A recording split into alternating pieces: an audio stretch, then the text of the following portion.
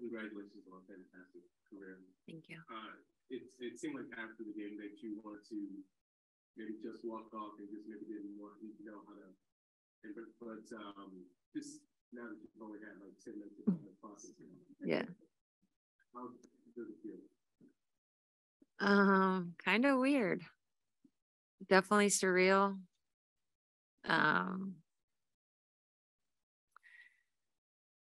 I think initially you feel sad about the season and the game. Or I felt sad about the season and the game.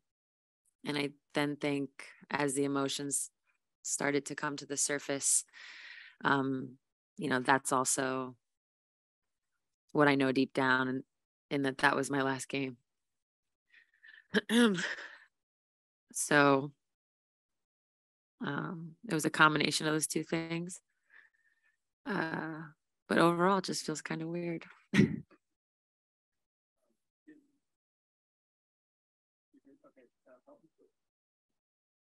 Was there any one particular moment or thing that happened in the post game that made you emotional? Yeah. No, just probably the fans and just them sticking around, and you're right, Percy. I didn't really want to leave the court. It felt like that's where everybody was going, so I just followed at first. But I also wanted to kind of have one last moment to say thank you, to soak it all in, because in some ways it is a happy thing. I'm proud of everything we've accomplished here, and of course I'm sad, but there's happiness too, to be able to have a moment like that with the fans, to have them chant the way they did. I know the tears don't look like happy tears, but there's a lot of happiness. And so how special is it that you obviously don't win the championship this year, but you guys wanted to win in 2018 and 2020? Yeah, I'm so proud of those championships. Those groups went through a lot. They went through a lot. Some people know, some people don't know. And we won those together. And I think they'll always have a special meaning, those two championships, for sure. And for me, it was a career rejuvenation. I've spoken about this before. I never thought I would even get back to the finals once the rebuild started. So I think that's what makes it even more special for me personally. But yeah, I mean, maybe you're catching me in a moment, but it's tough. It's going to be tough I was just about to say when it's all said and done. That ship sailed. I think 2018 will go down as my favorite for so many reasons. So I talked to a lot of fans this week about you, and the thing that kept coming up is that you stayed in Seattle. So what does that mean to you, that you got to do your entire career here in the South? Yeah, it means a lot. It really does. I've expressed this before, just being able to share this experience with the same fan base, with a city, with a community, being a part of their lives, them being a part of mine. It's a really unique relationship. With that, I feel, such ownership for this franchise. I want it to continue to succeed. I want to help it do that, because of all that it gave to me, just all the support. I've played for two ownership groups, the one that drafted me and the one that kept the team here. And I'm so thankful to them. Obviously, all the people who have come through the front office, all the teammates, all the coaches. I've been really lucky. So I know a lot of people might say to you that they feel lucky that I stayed, but I feel really lucky that I've got to have this. I've had this experience, that I got to have this experience. I don't think it's rare.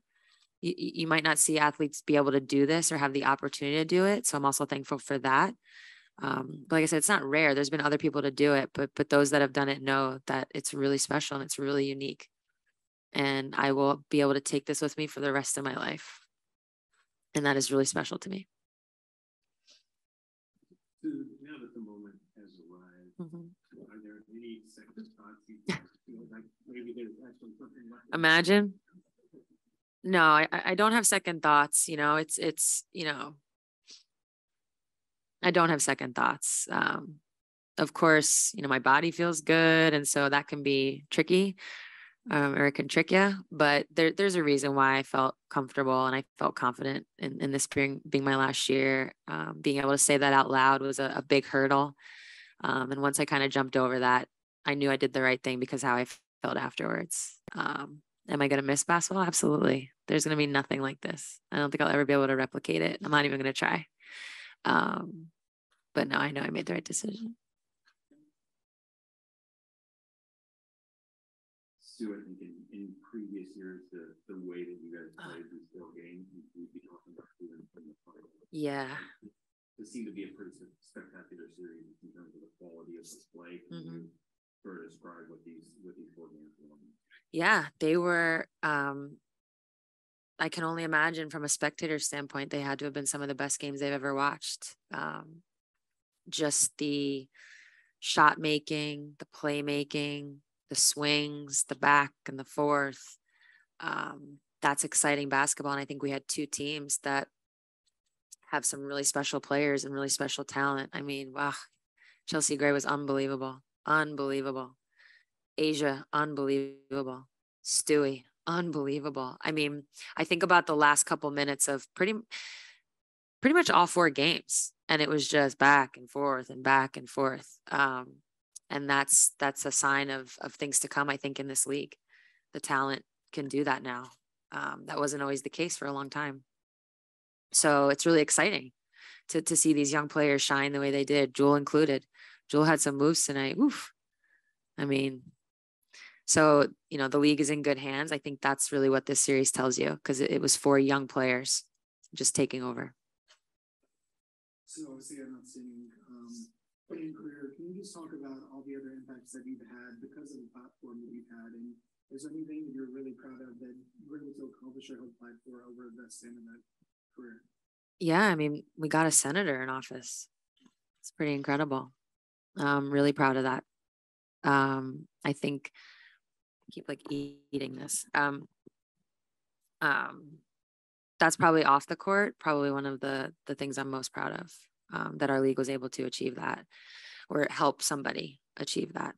I think, otherwise just being able to, I really do believe that my generation of players, maybe a couple years ahead of me, a couple years behind me, just this group, with our play, I do think we kept the league alive, kept the league alive when we weren't getting on TV as much, when we weren't getting the coverage, when we weren't getting the sponsorship money or the deals. It was our play that kept the league going. And I feel really proud to be part of that generation. It's not the very first generation, but it is the one that took the baton and did the best with it that we could. And from there, now we're starting to see things change. So in some ways I'm proud to be part of that generation that kind of kept it going. I'm also glad that my last couple of years, I got to experience the change, this corner that got turned. I got a little bit of a taste of it. It's too bad we didn't make the finals. I would like to taste that charter, but I've been on it before. They're all right. Okay, so you might be a little too early for this, but just that the relationship you have with so many teammates, that between them. Yeah, I mean, Tanisha Wright flew out here just for this game. I could go down the list of people. I have group chats from teams. I have a group chat that every day somebody writes in it from our 2010 team. Group chats from the 2018 team. Sorry. Cherie Sam was here from the 2004 team. Simone Edwards has pretty much been at every game. So it's pretty amazing, all these lifelong friendships that I have, that are really special because, they're friends, but they're also people that I was going to say went to war with. It's kind of cliche to say that, but what I mean by that is these are really unique moments when you're on a basketball court with people, when you're pushed to your limits. They see you in your best moments. They see you in your worst moments. They know all the sides of you, and they're there to support you in those moments. They might be there at times to, maybe I was going to say yell, but it's more like wake you up in those moments, till you get your head out of your butt type of a thing. And they see who you are, like deep down. And those relationships, they're hard to come by, where you really experience that with another group of people. So, again, I could go down the list. I mean, there's people on this current team that I feel that way about, that I know will be in my life forever. So, yeah, that's another thing. I'm really kind of back to playing in one franchise for the same, playing in the same franchise for my whole career. That's a big part of it, right? Having all these different relationships, and we're all kind of connected by the storm. We get time for 2 more questions. We're going to go to Zoom for those. Mike Vogel, go ahead with your question. Thank you. Sue, I know you talked about the league being in good hands and the high quality of play we've seen. And when you think back, obviously you were right before your senior in high school is when this league started. So you've watched the entire thing grow. What are you most impressed about in terms of the on the court play that we see that's happened, during your career and even a couple years before that? Yeah. I just think the individual talent, watching that grow, like with every like few years, who knows, maybe like 3, 4, 5 years, you would kind of see this injection of a new type of talent. And I could go down the list. I mean, when Simone Augustus and Cappie Pondexter entered the league, that was like this new type of talent. And I'm not forgetting a Diana Taurasi, but she's only 2 years younger than me. So it's kind of, I already knew her. So as you go, it's like, there was always these little injections, right? I'll fast forward. I don't want to like forget people. Me, if I sat here and thought about it, I could really pull, but you fast forward to the 3 to C, where it's like BG, Elena, and Skylar, a new injection into the league, right? So I just think like as the league has gone along, there's always been these new injections. And what you're seeing now is just incredible individual talent.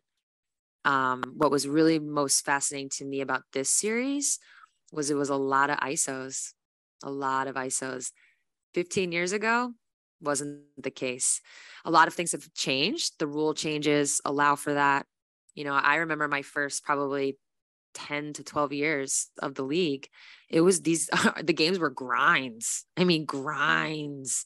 The year we won in 2010, that's how we wanted to play. We wanted the scores to be in the 60s. And now, because of rule changes and because of this individual talent, you're seeing more, free flow. I think honestly, I would love to be 22 now.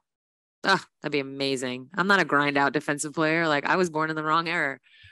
It'd be amazing to play now as a young pup. But that's what's exciting about it, and that's what sports is. They evolve, they change.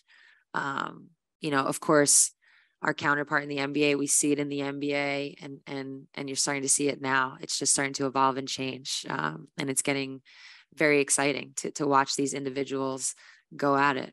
And that's what this series, I think, really, really showed us. Thank you. Last question, Jackie Powell. Go ahead, Jackie. Hi, Sue. You talked about how this franchise went through a rebuild and how that was something that was really special to you. So I'm curious what you think it takes for a successful rebuild to happen in this league, and what about that process or what it taught you, what that process taught you in your career. Well, you got to get the number 1 pick. That's pretty much what this conversation is. Let's be honest. I'm not encouraging tanking. I understand this is not what you want to have happen, but I can name maybe 2 teams that have ever had success, like going to the finals, winning a championship, that don't have a number 1 pick on them, or don't have, multiple top 3 picks. I think women's basketball, given that we only have 12 teams, I also think women's basketball, when you have special talent, that's when you win. You win a championship because you have a player like Stewie on your team. You win a championship because you have a player like Lauren on your team. See, I keep eating this. You win championship because you have players like Diana Taurasi or Maya Moore on your team. It's kind of the sad truth. And I feel really lucky that you know, I've played with multiple. I've played with, you know, 2 like franchise, epic, Hall of Fame, legendary players. That's how you win. And it's really difficult to do it otherwise. The teams that have, so much credit. And I think a lot of that's when things like free agency come into play. And that's when you can put together and find the pieces. But generally speaking, you need that one. You need that one. Thank you. Yeah. I just want to say thank you to all of you guys for, you know, I'm sure I'll get another opportunity, but it's been a pleasure. And I just want to thank you for covering me, covering us, covering this league. I hope you continue to do that. It's because of you that we're able to keep this league going. I see a lot of old faces in the room, but I also see a lot of new ones. I can't see who's on Zoom, but I just want to thank you all. Like I said, it's been a pleasure, and I guess I'll see you soon. Thank you.